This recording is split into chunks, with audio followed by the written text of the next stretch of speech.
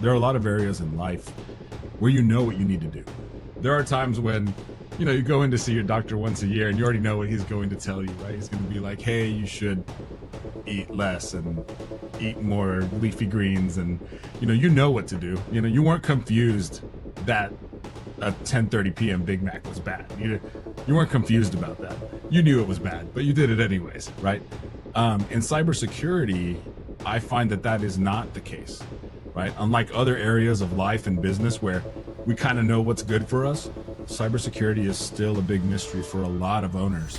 Jaime, I want to personally welcome you to the Digital Shift. I am so excited to have you here today. For everyone listening, Jaime Barraza is a leader at Rogue 41, which is a cybersecurity and IT solutions company known for helping business strengthen their defenses, optimize their infrastructure, and stay ahead of evolving threats.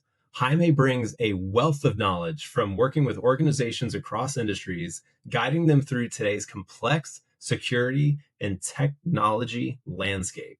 And for those of you that are new to the show, this is a simple, casual conversation where we don't do any cuts. We want to hear the actual thinking and the live thoughts of everybody that comes through here.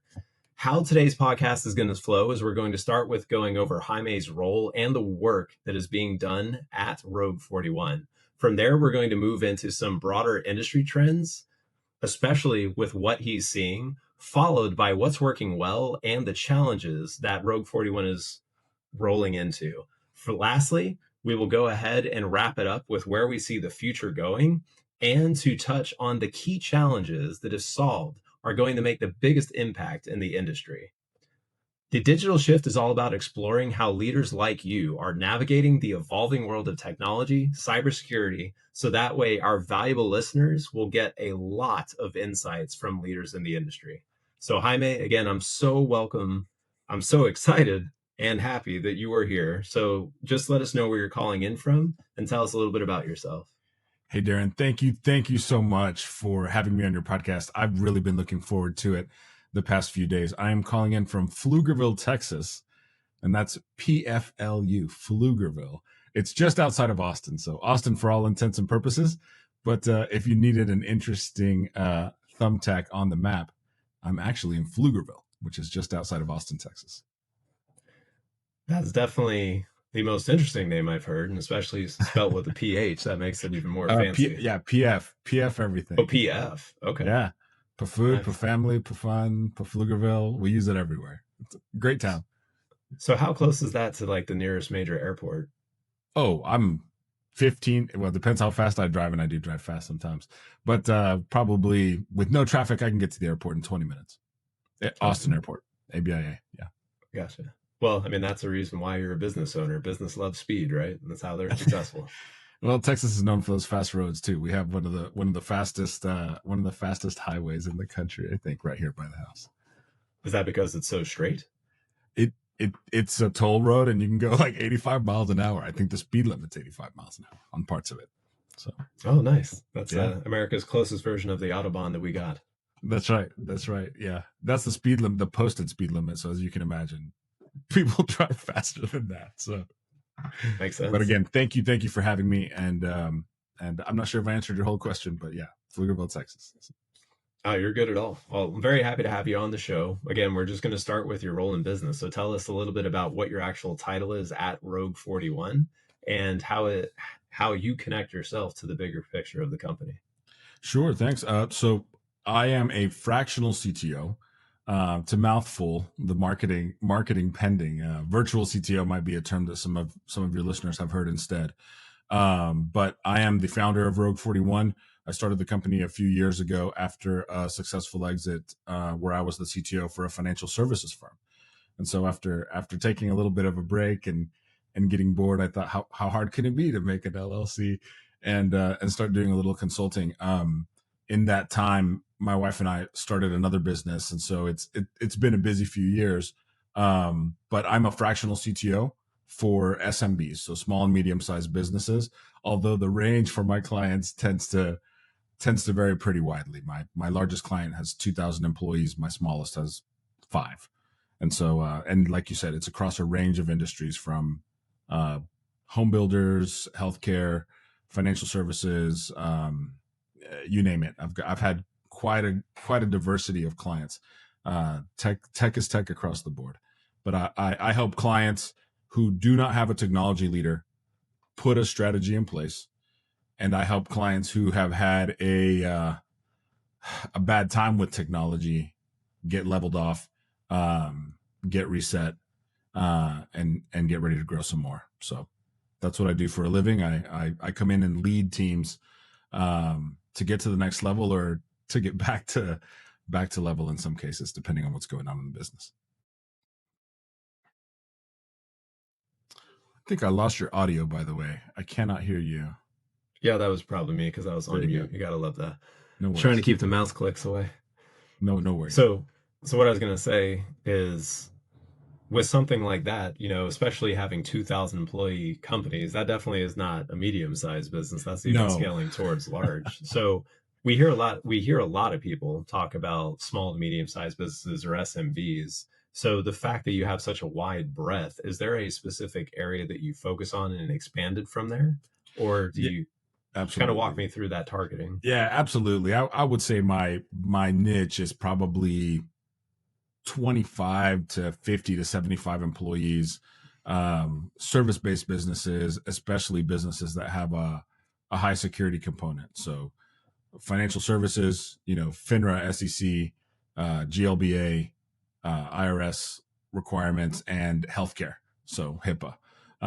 But every now and then, I'll meet somebody either through a connection or at an event, or through something else that they find out what you do, and they're in a place where they really need help, for good reasons or for bad. And so I've had a few clients that are outside my niche reach out, and so that really large client is one of those. They needed a leader for their team, and I'm happy to say I was able to get it leveled off, get them straightened out, lead them through a tough time, until they hired a full-time director who'll be able to take over the reins and get them back on the good side of technology. So very interesting work there.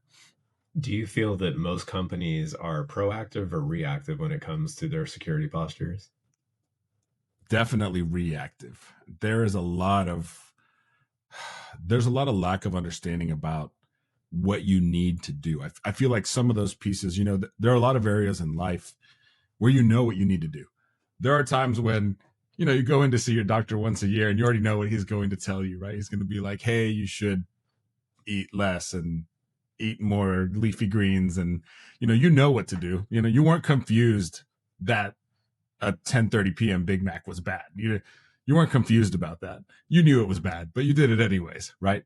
In cybersecurity, I find that is not the case, right? Unlike other areas of life and business where we kind of know what's good for us, cybersecurity is still a big mystery for a lot of owners who are not technical.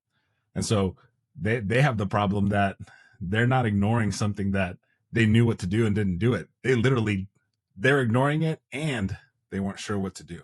And I think that's what's really exacerbating the situation out there, why everybody's so reactive. They'll deal with it tomorrow, right? They'll deal with it next week until something bad happens or something scares them. Fair enough. So walk us through, as a founder of Rogue 41, what does a typical day look like for you? It depends. Depends on the clients that are on board at that time, right? Some of the larger clients have required on-site work, for example. I've had clients where if they're in the Austin area and their culture is one that works better on-site, which they're out there, and there is companies are headed back to the office. So there are times that going into the office and whiteboarding and leading a team from there is better. But it just depends. So some of those clients that have offices or back in the office cultures, I'll go in and actually work as part of their team. I sit at a desk and have meetings on Tuesdays and Thursdays, for example. And then most of my clients actually do a lot of hybrid and a lot of remote. And so a lot of the meetings are similar to the conversation you and I are having. And it's kind of a combination of I do some prep work to get them through the next meeting and set of knowledge, turn them loose, check on them in between, and then do it again. It's almost like like scheduling classes, right? Like you're either on Tuesday, Thursdays, or you're on Monday, Wednesdays, and the weeks that we don't meet, I'm still using your time slot to check on you or check on your progress or see where you're headed. And so the amount of time that a client gets depends on the engagement that they want. One good thing about being a fractional is that you can tailor the budget to what the business needs, right? How much CTO do you need? Some a little bit, some need a lot. And so the needs and the budget kind of dictate those things, and every engagement is a little bit customized. So Gotcha. Well, that's actually an interesting viewpoint because a lot of the people we bring on the show, they talk about being a fractional CISO compared to a CTO. So is there a reason why you went with the CTO focus compared to a CISO? Absolutely. I love the small business space, or the small, medium-sized business space. I know it's medium where everybody gets in trouble. No one's confused about small, but where medium is where everybody starts to get a little fuzzy about where the line is. But I love that space. I was the CTO for a company that grew from 7 people. I was employee number 7, and it grew to 115 people. And after being their CTO for like 20 years, I had a really good exit. It's still a fantastic place to work. But in that time, I got to experience going from a handful of us to 15 to 20 to 25 to like, hey, maybe we need to do a monthly birthday cake, not a individual birthday cake per person. So I got to watch the culture change, the scale change, the risks and all of those things change. And I love that space. I love where those businesses are at, as they've just started to kind of get successful, right? They've hit a critical mass. Like they're not 5 employees. They're like 10, 15, 20 and growing. Usually at that point they're growing. And so I love being able to help them navigate that piece, avoid the common pitfalls, see around the corners and predict some things for them that they didn't know were coming, if you don't get out ahead of them. So I love that space. And that's why I do CTO instead of CISO. Most of those businesses don't need or want a CISO only, right? They're looking to leverage a comprehensive technology strategy, right? And so you're mixing in some business wins along the way.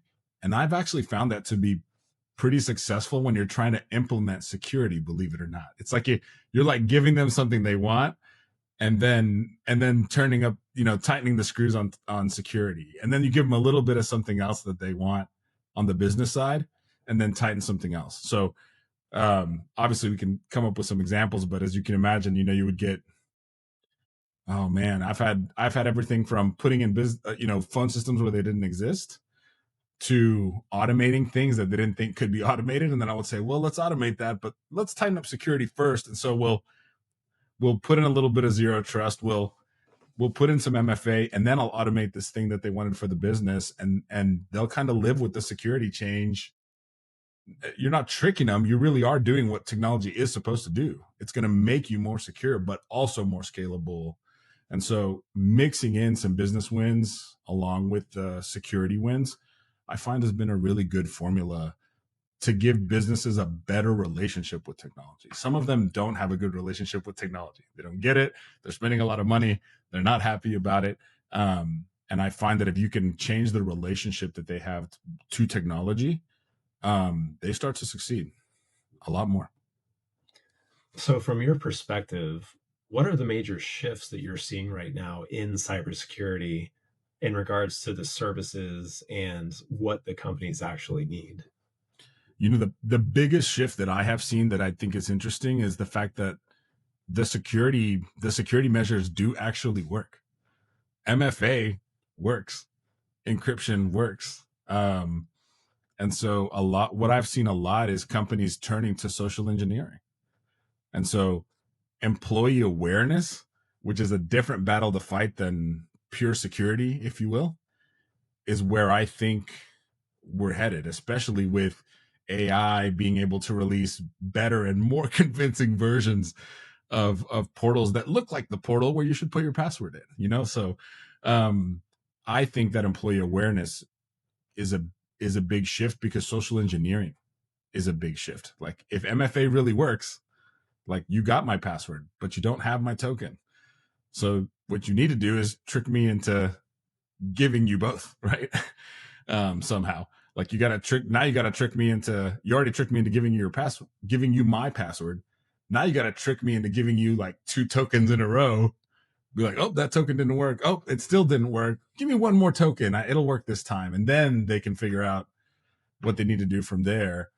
And even the bad guys have to sit on some of that information longer than they would like, right? If you're fast enough with your security program, you'll change it and get out ahead of it before they can use it. So it's an interesting kind of cat and mouse game on the sociology side as much as the technology side, in my opinion. Well, and that's what I was really curious about, because when you say sociology, there's a lot of people, even at the employee level, that are just not interested, right? There's like security, either A, department has that, B, I just don't care, or C, I don't want to know because ignorance allows me to be more secure. So, when it comes to that, how do you convince people that don't believe in security to need it? And to your point, learn how to make sure they don't get human hacked or in-person penetration? It's a great question, and I wish I had a single answer, but every client is a little different. The clients that I have that are financial services clients, they're sufficiently scared and willing to put in the things that you need for the most part. Like they know what the fines look like. They already live in a culture of compliance, and so when you say we've got to do this, a lot of times they just kind of shake their head and go, well, I guess we have to, and they'll do it. When you have other industries that are not normally high security industries, but the fallout from a breach can be just as bad. I've got a client that's a home builder. I've got another client that does home renovation services. I've had dog grooming. I've had artists. I've had a variety of clients, and a breach is just as devastating, right? The Small Business Administration has stats, which I do not know off the top of my head. But the number of businesses that say, like it's self-reported, but the number of small businesses that will tell you they can survive a breach is really, really low. On top of how hard it is to do business, surviving a breach is you're not likely to make it. And so the industries that don't have high security, that are not already sufficiently scared, those guys take a little more convincing. And so what do I personally do? I think a lot of it is about relationships, about connection. It's about how much you trust me that you need to do this. And then where possible, and I know this sounds weird for cybersecurity, how fun can I make it? Right? How fun can I make this? I've had a little bit bigger clients where you make a little game out of it. They had a CISO. He was like a hall monitor, right? And I wish I could share some of the clients' names, but a lot of times I get called in because technology is not doing well. And so to protect the innocent, I don't necessarily want to toss a name out there, but the CISO was a hall monitor. So, you did this, you didn't do that. Here's a training you have to complete now.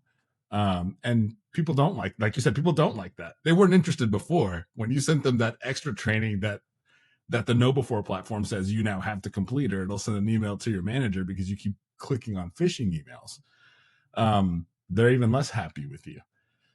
So what I've done in the past that has been really successful is connect and be a real human and turn it into a little bit of a game. I've bought a tub of plastic fish before for a client that I've been on site at. And if you get fished, we'll leave a little plastic fish on your keyboard. And somebody will show up to their keyboard and there's a little plastic fish on it that we bought out of a bucket. And they're like, damn. And they're like, yeah, man, you clicked it. And then every now and then an IT guy will click it. And if one of the IT guys on my team clicks a phishing thing, because we'll try to fish them too for fun, they don't just get a little fish. They get like a big blow up balloon looking fish. So everyone knows it's not just you. This IT guy over here also clicked it. And I find that little bit of game, little bit of nudge, fun, I can't believe you clicked on it, takes the hall monitor feel out of that security awareness, but it still teaches them, right? It still teaches them, like, somebody's walking into the building and then don't let somebody piggyback.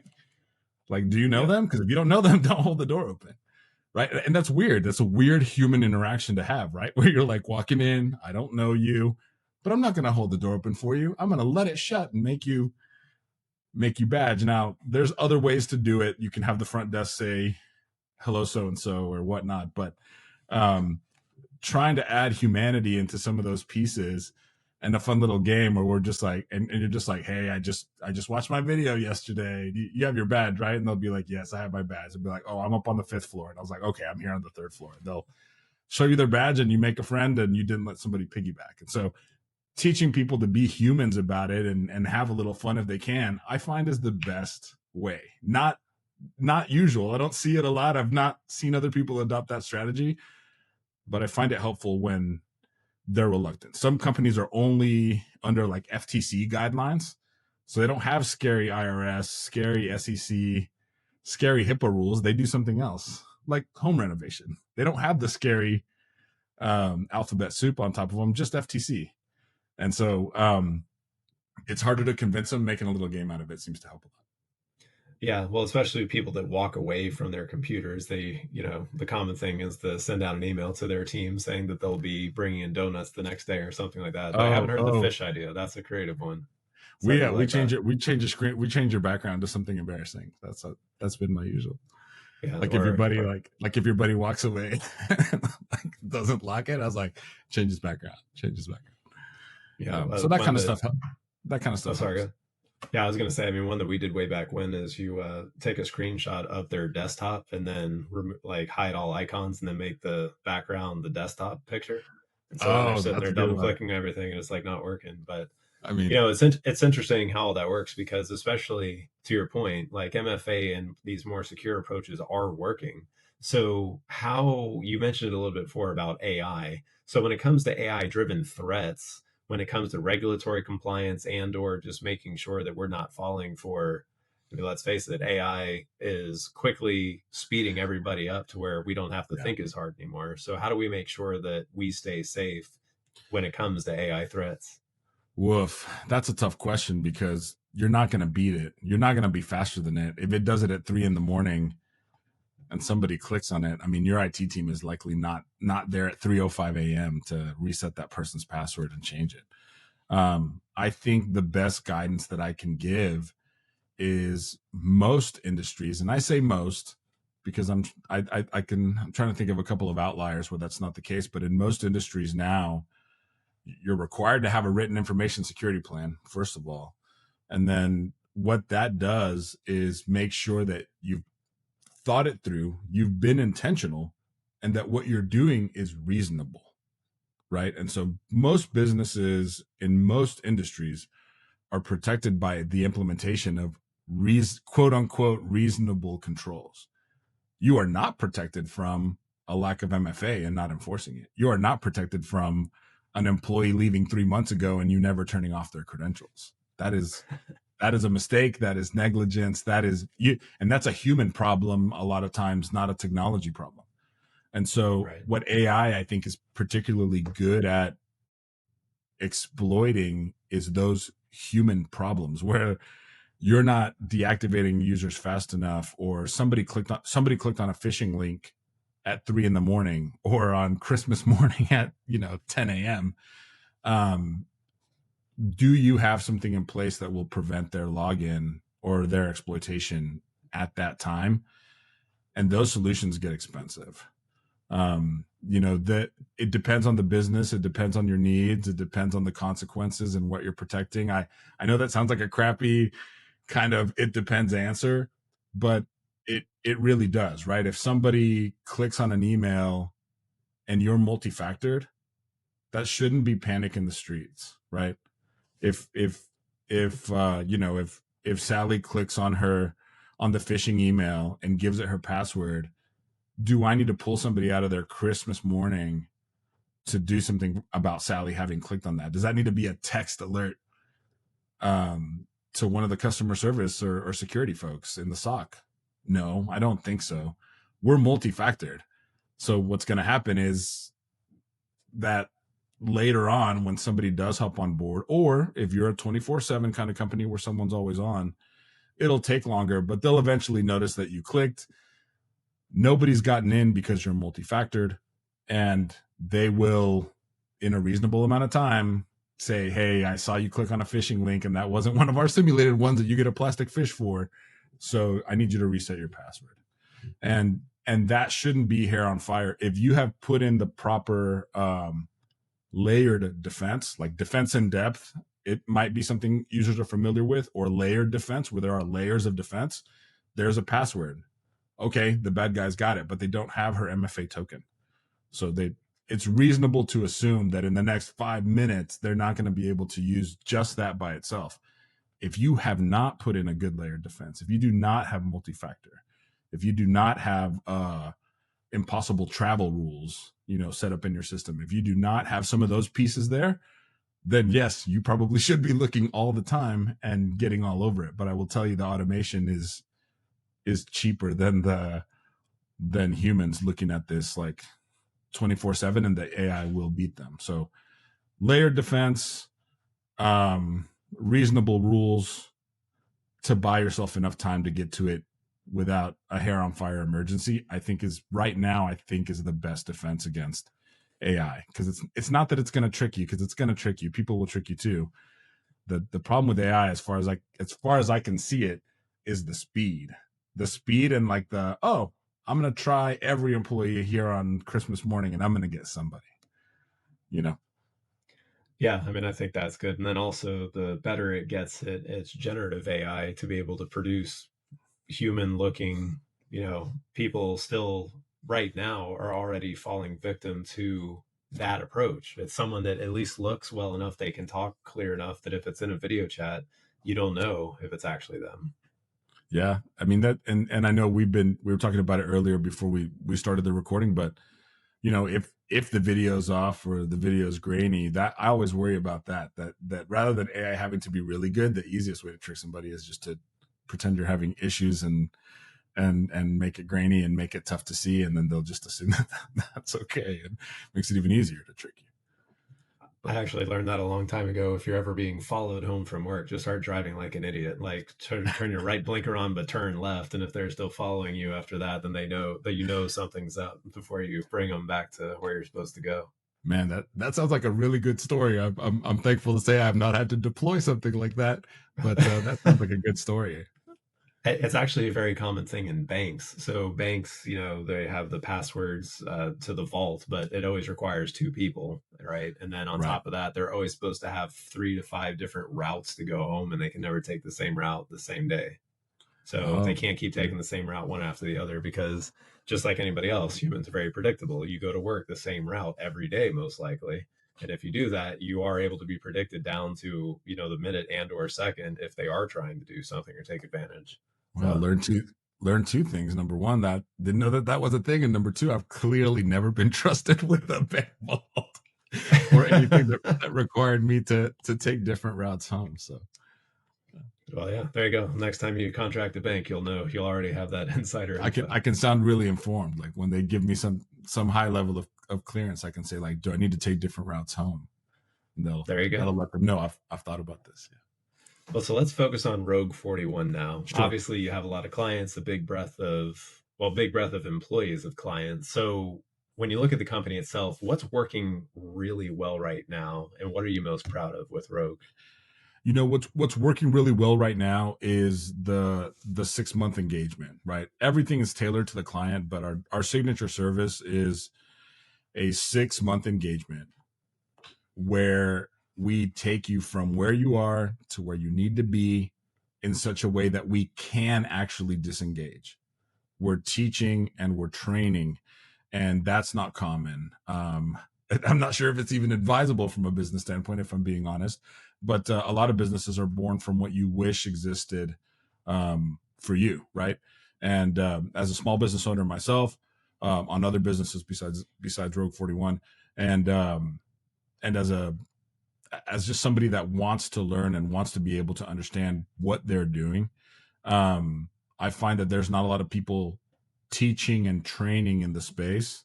They're basically saying, pay me, I'll do this forever for you. But for these companies, I like the idea that in 6 months, I can get you where you need to be. Not only put in the right technology, not only get you more scalable by getting some of those business wins we talked about earlier, but having taught you along the way how to look at those things, how to think about those things, so that when I disengage at the end of the of our time, you'll keep going and you'll keep doing it. I actually think it makes us all safer. It makes us all more savvy. The more businesses that we empower with that, I think the more that technologists like myself can move on to higher levels, higher functions, right? Those things are working really well. And the follow-up question I had to that is, after your 6-month engagement, you're talking about you're able to step out and they take care of it. So what does the end of that engagement usually look like? It usually looks like the delivery of some documentation. So along the way, I show them how to create their own documentation, right? Like, hey, this is what a good checklist looks like, right? This is what a good piece of documentation for your technology looks like. Many of these businesses, most of the clients that I have, are in one of two scenarios. They've never had a technology leader. Imagine a dozen lawyers sharing a handful of admins. Nobody's a technology leader there, right? And so they've either never had a technology leader, or they had a technology leader, they've had a lot of turnover, something bad happened, and they're trying to get back to where they were. Those are the two scenarios that most of my clients are in. And so what tends to happen at that point is they've lost some of the basics that I think most technologists would have had there from the beginning. Like, where is everything? Do you have the passwords to everything? Do you have admin control of everything? Are there two admins everywhere? Is there good zero trust in place? And so a lot of those basics, you're either building them for the first time, or you're deciphering what was there from a previous team and trying to rebuild. So the disengage, when I disengage, usually it should be an easy disengagement. We've spent the entire time talking, teaching, but also putting in documentation, little videos, checklists, a run book. Like Rogue 41 makes you a run book. Like, this is where your technology lives. This is how it's configured. This is what talks to what. And then for many of the clients, because I use financial services companies a lot, they get a written information security plan. Most people don't have one. It's a requirement of the IRS. And if you don't have one, I'm creating your first one or updating one you haven't updated in a long time. So in the process of creating your run book for your technology and creating your written information security plan, you're left with a pretty good bit of documentation, along with all the other little pieces that we made along the way, all the little checklists and little bits of documentation that we left behind, so that you know how to add a user, take off a user, when to engage, when to do this, when to do that, when an alert is meaningful and when it's not, those kinds of things. Well, in that example, though, we have a lot of cool documentation now that your client has, but who ends up owning that? So they've got to designate somebody. One of the things that I picked up from the IRS WISP, the written information security plan, the IRS WISP requires you to designate two humans, like not a department, not a random email. You must designate two different humans. One of them is like the public information officer, like the person who's in charge of dealing with agencies and whatnot. And then somebody else has to be the, what do they call it? Like data security coordinator. And so, but that it's a person. It's not like a security at your company. It's a human. And so I've actually taken that concept and I've applied it to the other engagements I have with clients. I was like, who is assigned to this, right? Documentation will not cover everything. You're paying to build a good base of documentation, but you're really paying for me to pour into this human knowledge and skills that they need to use the documentation to keep you secure and scalable and healthy. And so obviously if that human leaves, you might be back where you started. I've definitely had clients come back. Or hopefully by then you've taken me up on the kind of the pair programming concept that I try to teach everyone. I was like, one person in a job is not HA, right? Like I pitch that HA configuration on everything you can. And that includes people, right? After Tim learns everything I've taught him, you really need Tim to light somebody else's candle. Number one, he needs backup if he's sick. And number two, what if one of them leaves? So, but sometimes clients will take me up on that. Sometimes they won't, right? Depends on the size and their appetite for doing work when you're no longer engaged in pushing them. Well, I mean, especially when you talk about high availability, a single point of failure is like a huge risk to the company, whether it is the technology or a human that happens to know everything, or the SOC, and NIST security protocols. Like, there's got to be always a backup. So those are all the good things going on with Rogue 41. Yeah, So let's talk about the other side now. Yeah, go ahead. Yeah. Well, I mean, you go ahead. So, when it comes to that flip side, what is it looking like from what's been frustrating or holding back Rogue 41? From the business perspective, lead acquisition is always an issue, right? IT guys, and I'm not immune to this. I'm sure it would shock your listeners to hear that an IT guy doesn't love sales and marketing. But sales and marketing continues to be something that we struggle with, probably because I'm the founder and I don't love it. At some point, I'm probably going to need to turn the reins over and say, I'm not going to do this.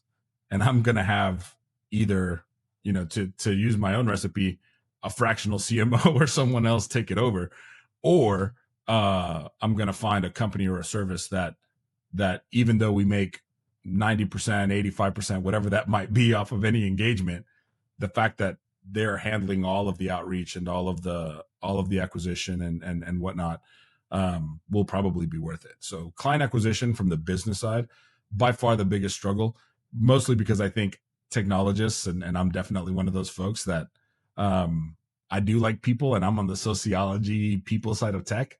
I don't love sales and marketing.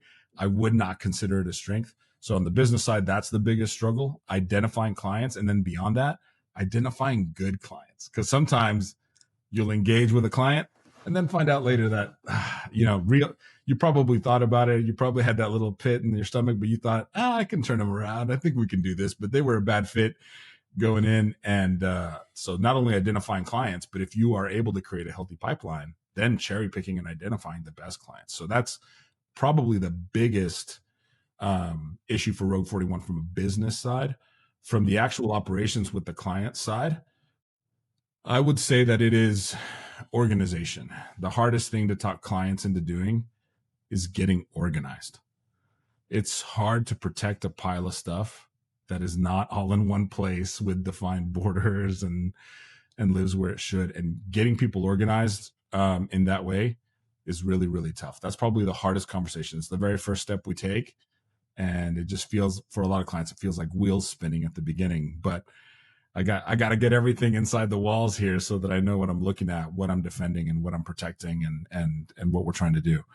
But those are the two biggest struggles by far.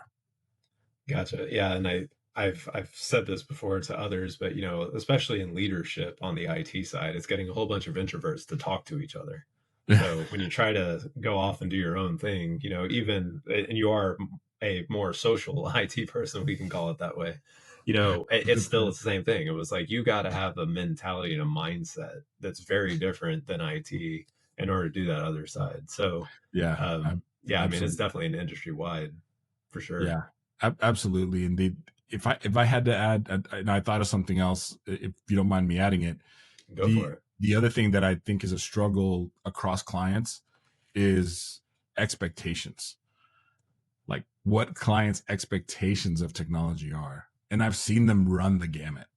Everything from, we don't like our IT department, they're not delivering, nothing's on time, which I hate to see, right? I hate right. You hate that, but you hear that so much, right? Like it's you hear that a lot, and you always hate that because you like nobody likes to operate under a flag of you're terrible, you never deliver on time, you know, et cetera, et cetera. And then there's other clients that have the opposite expectation. We're just like, I'll buy the most expensive thing on the market that'll solve it, and that won't solve it. And so like they have either really high expectations and they put a lot of money towards this, and that's not what makes technology good a lot of times, or the opposite. They have really, really low expectations, and getting the team turned around. So that client expectations is probably the other struggle. And I mention it because it cuts across both of the things that I mentioned earlier, right? Like not only does it cut across a client that's already engaged and and trying to help them understand what their actual capabilities are, what actual timelines look like, and what can actually be delivered. But on the sales side, it's just as harmful, right? Yeah. Well, and I mean, even to that point, that is something that even if you do everything right and you deliver and implement exactly what they want, some people just aren't satisfied. Or it's just like, yeah, okay, good job. Now get out of here. Right. The appreciation sometimes is lacking, even when everything does go right. That's true. I mean, that's definitely true. And I've seen teams work really, really hard to make a certain someone or someone's happy. And for better or for worse, I'm a sports guy, but I think like, hey, you play for your teammates here. I was like, guys, we're going to do what we say we're going to do. And we're going to deliver when we say we're going to deliver. And a lot of that requires tough conversations about what you can actually deliver. Like good technologists are optimists. The flip side of the optimist coin is that we, and I say we because I am in that boat and I have to work hard to make sure that I curb it, is we are terrible estimators of time. When someone says, hey, can you do this? And you go, yeah, I can do this. Yeah, we can do that. That optimism, which is what you want. You want your IT guys to say, yes, we can. This is what we need, and this is what it's going to take. You want that optimism and that enthusiasm, but the flip side of that coin for most technologists that are good, optimistic, can-do guys is their ability to estimate.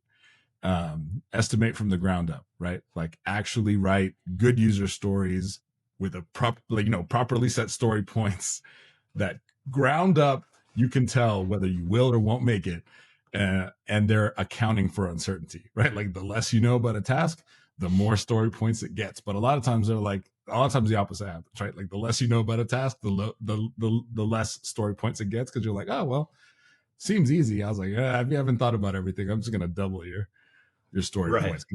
Uncertainty should mean higher story points just in case. No one's mad if we deliver early. Yeah. Yeah, it's convincing them that that timeline is what it is, and then it's like, oh, great, you delivered early. Yeah. And there's So, some tips and tricks to that, but that one cuts across the sales cycle and the operation cycle. People's expectations of what technology can or will do for them, it is a tough thing out in the space. absolutely. And that's really any IT. It's not even cybersecurity. I'd say that's everywhere. But now Right. let's go look into the future. So when you talk about Rogue 41, what are you looking for in the next 6 to 12 months? What are the goals that you're chasing? Is Yep. scale. We want to help more people, and in order to do that, I want to help more clients. So this year has been a year of growth in terms of helping lots of different companies across different industries. And some patterns have started to really emerge strongly in what people need, right? It's kind of like all the snowflakes are special, but they're all snowflakes, like that kind of thing, where it's like, they're all unique, but they are all snowflakes. And so some of the patterns are starting to emerge where I think that there's a good chance that 8 out of 10, maybe even 9 out of 10 clients could go through this same 6, 7, 8, 9 maneuvers. And then it's only the other, out of 10 things that we got to do, there are 3 things that are customized, but the rest of them are all very similar.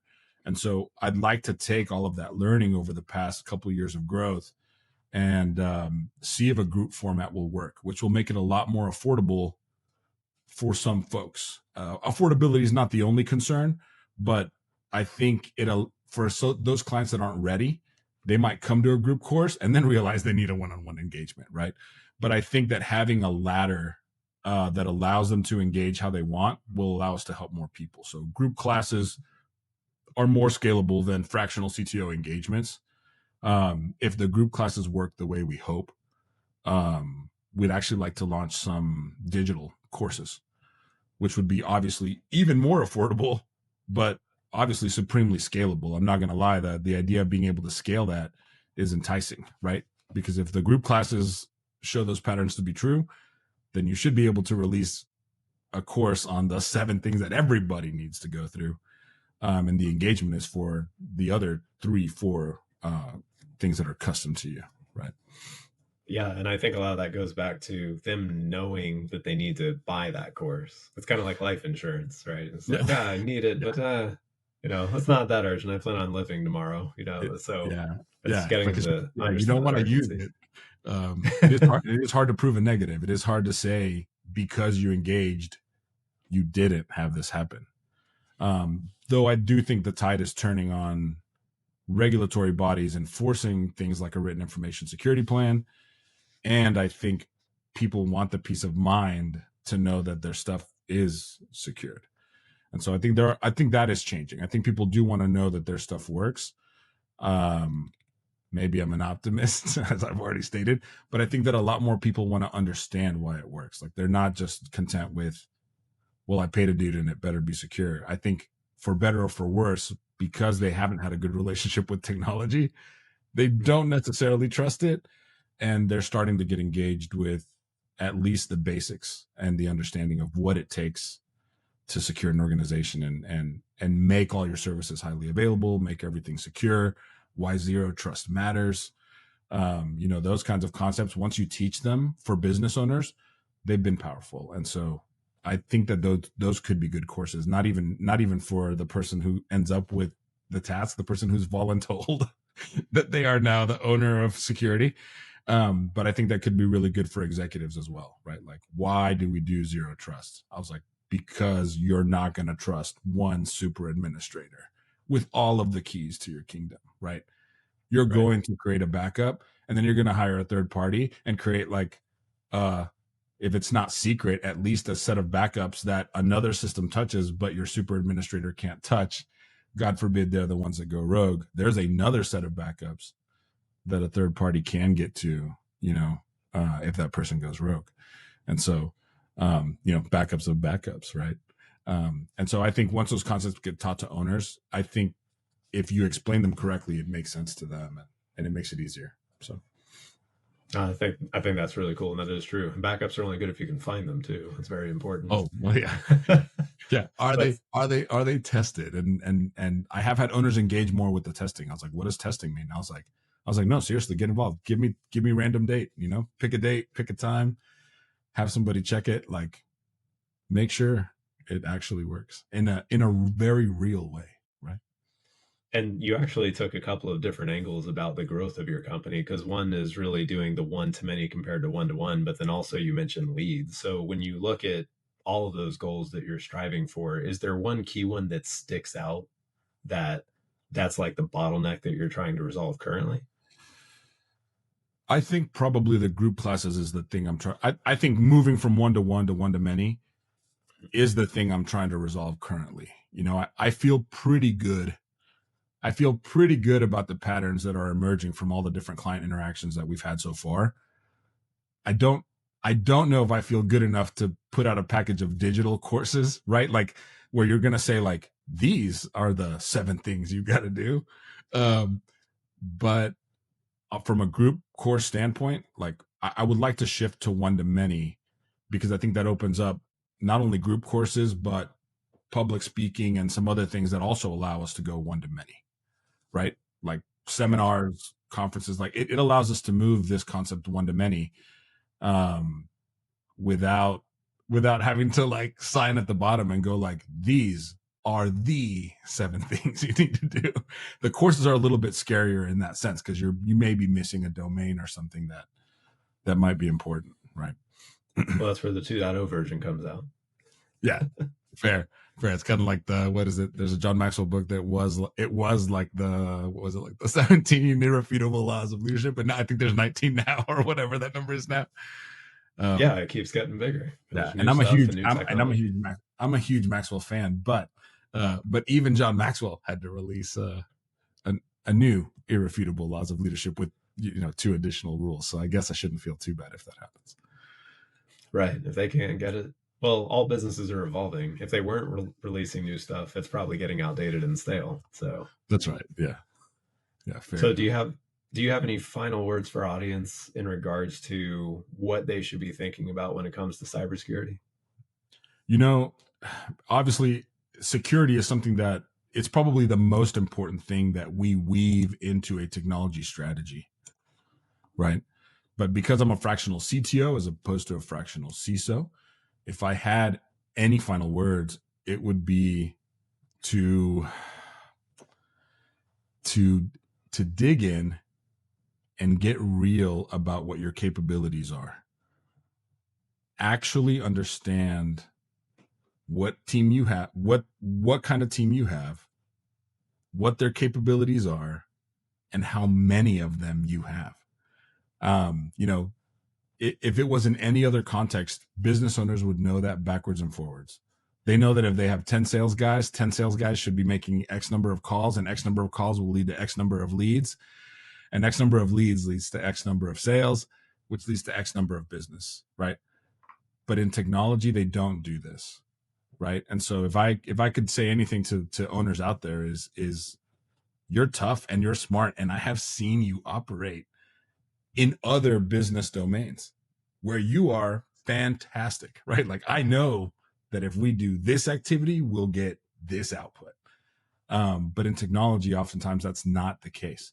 And so what I would say is dig in there, just like you dug in the other domains, and get real about those numbers and that IT funnel. Like, do I have enough guys? Do I have the right guys? Do I have the right system to help those guys actually succeed? Can I develop software? Can I have a secure network? Can I do the things I want to do? Yeah, get real and dig in just like you do in the other business domains. And I think you'll be fine, because they're fantastic in those other domains. I love that. I think that is a great example of, honestly, being willing to be your own worst critic, right? A lot of people hire companies like yours because they can't see the forest from the trees, as they say, right? Yeah. So, I mean, I think that's great. And so for everybody listening, definitely check out Jaime and Rogue 41. You can go over to their website, which is pretty straightforward. It literally is rogue41.com. That's right. Nothing special there. In regards to the spelling, just ROGUE. And you can learn a lot more about their services and expertise. And it sounds like you're also going to be able to see some upcoming really cool group training coming from Jaime himself. So for all of you listening, thank you for listening. And Jaime, thank you so much for all of your insights, as well as the deeper look into Rogue 41 and where you're seeing the industry going. For more conversations of those of you that have been listening, don't forget to subscribe and to stay connected. And until next time, keep pushing forward in your digital shift of increasing the security of your company. So Jaime, again, thank you so much for your time today. Darren, thank you so much for having me. It was a great time. Hey there. It's Darren from The Digital Shift. I wanted to take a moment to thank you so much for listening to today's podcast. If you haven't already, make sure to check out the links in the description to learn even more information of everything we went over today. But if you enjoyed this podcast, then you are absolutely going to love this one. And if you're looking to look deeper into the technology that we go over in these videos, then go ahead and check out this one here. Regardless of which one you pick, you're going to walk away with something new. As always, I'll talk to you in the next one, and keep being awesome.